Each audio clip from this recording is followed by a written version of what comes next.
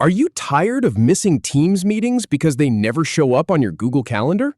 Learn how to sync them in under 2 minutes. First, we'll connect Teams to your Google account. Then, authorize and sign in. Finally, confirm the sync is working.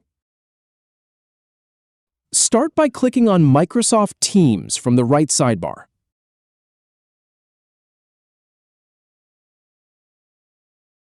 Then, click on Authorize to begin the connection process.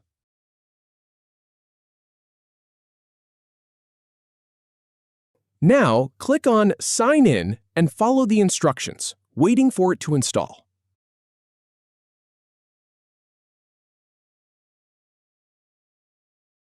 Once you see your Microsoft account logged in, you've successfully connected Teams to Google Calendar. That's it.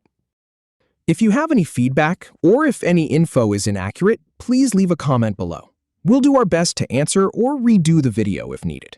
Thanks for watching.